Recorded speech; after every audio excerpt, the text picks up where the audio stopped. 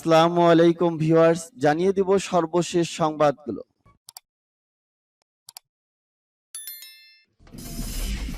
সংবাদের শুরুতেই জানিয়ে দিব সংবাদ শিরোনাম। চীনের সঙ্গে নতুন স্নায়ু যুদ্ধ নয়, প্রতিশ্রুতি বাইডেনের। যুক্তরাষ্ট্রের সিদ্ধান্ত গুরুতর ভুল, বললেন ইসরায়েল। পাল্টা প্রতিশোধ, এবার কানাডার 100 নাগরিকের বিরুদ্ধে রাশিয়ার নিষেধাজ্ঞা। ইউক্রেনকে ক্ষতিপূরণ দিতে রাশিয়ার প্রতি আহ্বান জাতিসংঘের। এবং জানিয়ে দিব সর্বশেষ শিরোনাম। রাশিয়ার বিরুদ্ধে নিষেধাজ্ঞা ইউক্রেন যুদ্ধের অবসান ঘটাতে পারবে না। এতক্ষণ শুনছিলেন সংবাদ শিরোনাম, এখন শুনবেন সংবাদের বিস্তারিত। তো বন্ধুদের কাছে রিকোয়েস্ট রইল, এই ভিডিওতে একটা লাইক দিবেন, আর ভালো লাগলে অবশ্যই বন্ধুদের মাঝে শেয়ার করে দিবেন। চীনের সঙ্গে নতুন স্নায়ু যুদ্ধ নয়, প্রতিশ্রুতি বাইডেনের। যুক্তরাষ্ট্রের প্রেসিডেন্ট আবারও বলেছেন চীন তাইওয়ানে আক্রমণ করবে, এটা তিনি বিশ্বাস করেন না। ইন্দোনেশিয়ার বালি দ্বীপে জি-20 সম্মেলন শুরুর আগের দিন যুক্তরাষ্ট্রের প্রেসিডেন্ট জো বাইডেন ও চীনের প্রেসিডেন্ট শি জিনপিং 3 ঘন্টা ধরে বৈঠক করেন। চীনের প্রেসিডেন্ট শি জিনপিং এর সঙ্গে সমঝোতামূলক এক বৈঠক শেষে মার্কিন প্রেসিডেন্ট জো বাইডেন বেইজিংয়ের সঙ্গে ওয়াশিংটনের নতুন স্নায়ু যুদ্ধ হবে না বলে আশ্বাস দিয়েছেন। যুক্তরাষ্ট্রের প্রেসিডেন্ট আরো বলেছেন চীন তাইওয়ানে আক্রমণ করবে, এটা তিনি বিশ্বাস করেন না। বাইডেন প্রেসিডেন্ট হওয়ার পর সোমবারই প্রথম দুই পরাশক্তি শীর্ষ দুই নেতার মধ্যে মুখোমুখি বৈঠক হয়। ইন্দোনেশিয়ার বালিতে জি-20 সম্মেলন শুরুর আগের দিন দ্বীপটিতে হওয়া এ বৈঠকে দুই নেতা উত্তর কোরিয়া ও ইউক্রেনে রাশিয়ার অভিযান নিয়ে কথা বলেন বলে জানিয়েছে বিবিসি। দুই প্রেসিডেন্টই জানান তারা ইউক্রেনে পারমাণবিক অস্ত্র ব্যবহারের বিপক্ষে।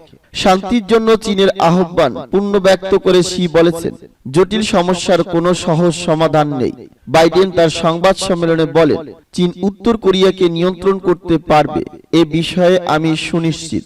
এমনটা বলা কঠিন। নতুন কোনো পারমাণবিক অস্ত্রের পরীক্ষা থেকে পিয়ংইয়াংকে বিরত রাখতে চীনের দায় আছে বলে মন্তব্য করেছেন তিনি। বালিতে শির পদার্পণের পর বিলাসবহুল একটি হোটেলে দুই নেতা 3 ঘন্টার বৈঠকে তাইওয়ান ইস্যু প্রাধান্য পেয়েছে। স্বশাসিত এই দ্বীপটিকে চীন তাদের বিচ্ছিন্ন প্রদেশ বলে মনে করে। দ্বীপটিকে মূল ভূখণ্ডের সঙ্গে একীভূত করতে প্রয়োজনে বল প্রয়োগের সম্ভাবনাও উড়িয়ে দেয় না তারা। এদিকে তাইওয়ান নিজেদেরকে স্বাধীন সার্বভৌম রাষ্ট্র দাবি করে। যুক্তরাষ্ট্র আনুষ্ঠানিকভাবে দ্বীপটিকে চীনের অংশ মনে করলেও তাইপের সঙ্গে তাদের ঘনিষ্ঠ সম্পর্ক রয়েছে। তাইওয়ানে আক্রমণ হলে তাদের পাশে দাঁড়ানোর অঙ্গীকারও আছে ওয়াশিংটনে। স্বশাসিত এ দ্বীপটি মূলত যুক্তরাষ্ট্র ও চীনের সম্পর্কের মাঝে কাটা হয়ে আছে। বাইডেন এটি বিশ্বাস করেন কিনা এবং নতুন স্নায়ু যুদ্ধ আসন্ন কিনা সোমবার সাংবাদিকরা তা মার্কিন প্রেসিডেন্টের কাছে জানতে চান। আমি পুরোপুরি বিশ্বাস করি নতুন স্নায়ু যুদ্ধের দরকার নেই। শি জিনপিং এর সঙ্গে আমার অনেকবার সাক্ষাৎ হয়েছে। আমরা একে অপরের সঙ্গে অকপট ও স্পষ্ট ভাষায় কথা বলছি। তাইওয়ানের আক্রমণের ব্যাপারে চীনের দিক থেকে শিগগিরই কোনো চেষ্টা হবে না বলে মনে করছি না। আমি পরিষ্কার করে বলছি তাইওয়ান প্রণালীর এপার ও ওপারের ইস্যুগুলো শান্তিপূর্ণ সমাধান দেখতে চাই আমরা। তেমনটা হলে উত্তেজনাকর পরিস্থিতির উদ্ভূত হবে না কখনো, জবাবে বলেন মার্কিন প্রেসিডেন্ট। বিভিন্ন সমস্যা সমাধানে চীন ও যুক্তরাষ্ট্রের মধ্যে গুরুত্বপূর্ণ পর্যায়ে আলোচনার প্রক্রিয়া ঠিক করতে দুই নেতা রাজি হয়েছেন বলেও বাইডেন জানিয়েছেন। মার্কিন পররাষ্ট্রমন্ত্রী অ্যান্টনি ব্লিংকেন শিগগিরই চীন সফরে যাবেন বলেও তিনি জানান। বাইডেন বলেন তাইওয়ান নিয়ে যুক্তরাষ্ট্রের অবস্থানের যে কোনো বদল হয়নি তা তিনি শির কাছে স্পষ্ট করেছেন। যে অবস্থান আমাদের ছিল একই অবস্থান এখনো আছে বলেছেন তিনি। শি যুক্তরাষ্ট্রের প্রতি তাইওয়ান নিয়ে কথা কাজে মিল রাখার আহ্বান জানিয়েছে বলে খবর চীনের রাষ্ট্রীয় গণমাধ্যমের। যুক্তরাষ্ট্রের সিদ্ধান্ত গুরুতর ভুল, বললেন ইসরায়েল। আল জাজিরার সাংবাদিক শিরিন আবু আকলেহ হত্যাকাণ্ডের ঘটনায় যুক্তরাষ্ট্রের তদন্তের উদ্বেগের সমালোচনা করেছেন ইসরায়েল। সোমবার দেশটির প্রতিরক্ষা মন্ত্রী বেনি গান্তজ বাইডেন প্রশাসনের এ সংক্রান্ত সিদ্ধান্তকে গুরুতর ভুল বলে আখ্যায়িত করেছেন। মঙ্গলবার এক প্রতিবেদনে এ খবর জানিয়েছেন যুক্তরাজ্য ভিত্তিক সংবাদ মাধ্যম রয়টার্স। সাংবাদিক শিরিন আবু আকলে হত্যাকাণ্ডের ঘটনায় বাইরের কোনো তদন্ত ইসরায়েল সহযোগিতা করবে না বলেও জানান বেনি গান্তজ। তিনি বলেন শিরিন আবু আকলেহের দুর্ভাগ্যজনক মৃত্যু তদন্তের জন্য মার্কিন বিচার মন্ত্রণালয়ের সিদ্ধান্ত একটি গুরুতর ভুল। যুক্তরাষ্ট্রের ফেডারেল ব্যুরো অব ইনভেস্টিগেশন এরই মধ্যে ফিলিস্তিনি আমেরিকা ওই সাংবাদিকদের হত্যাকাণ্ডের তদন্ত শুরু করছে বলে খবর পাওয়া গেছে। তবে এ বিষয়ে কোনো মন্তব্য করতে অস্বীকৃতি জানিয়েছে যুক্তরাষ্ট্রের বিচার বিভাগ এবং এফবিআই। গত 11 মে মাসে অধিকৃত পশ্চিম তীরের জেনিনে ইসরায়েলি অভিযানের খবর সংগ্রহ করতে গিয়েছিলেন শিরিন আবু আকলে। বুকে প্রেস লেখা সুরক্ষা পোশাক থাকার পরও সেখানে দখলদার বাহিনীর হাতে গুলিবিদ্ধ হন তিনি। গুরুতর অবস্থায় হাসপাতালে নেওয়া হলে সেখানেই মৃত্যু হয় তার। গত জুনে জাতিসংঘের মানবাধিকার হাই কমিশনারের কার্যালয়ের মুখপাত্র রাবিনা শামদাসনি জানান, তাদের অনুসন্ধানে উঠে এসেছে যে গুলিতে শিরিন আবু আকলে নিহত এবং তার সহকর্মী আলী সামুদ আহত হয়েছেন তা ইসরায়েলি নিরাপত্তা বাহিনীর ছোড়া। এটি সশস্ত্র ফিলিস্তিনিদের ছোড়া গুলি নয়, যেমনটি শুরুতে দাবি করেছিলেন ইসরায়েলি কর্তৃপক্ষ। তিনি বলেন, ইসরায়েলি কর্তৃপক্ষের এখনো ফৌজদারি তদন্ত শেষ না করাটা গভীর উদ্বেগজনক। পাল্টা প্রতিশোধ, এবার কানাডার 100 নাগরিকের বিরুদ্ধে রাশিয়ার নিষেধাজ্ঞা।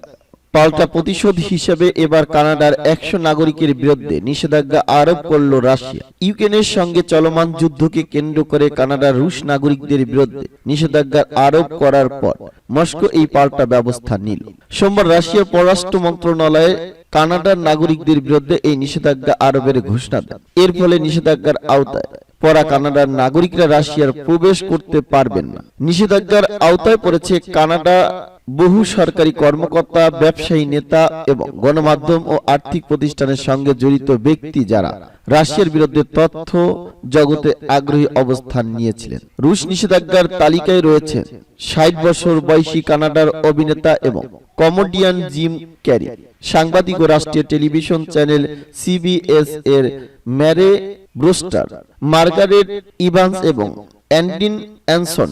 রাশিয়া বলছে রুশ নেতৃত্ব, রাজনীতিবিদ, সংসদ সদস্য, ব্যবসায়ী প্রতিনিধি, বিশেষজ্ঞ, সাংবাদিক এবং সাংস্কৃতিক ব্যক্তিত্বের ওপর জাস্টিন ট্রুডোর সরকার অন্যায়ভাবে নিষেধাজ্ঞা আরোপ করার কারণে কানাডার এই সমস্ত নাগরিকের বিরুদ্ধে রাশিয়া নিষেধাজ্ঞা আরোপ করার সিদ্ধান্ত নিয়েছে। চলতি বছরের 24 ফেব্রুয়ারি থেকে সাবেক সোভিয়েত ইউনিয়নের দেশ ইউক্রেন বিশেষ সামরিক অভিযান শুরু করে রাশিয়া।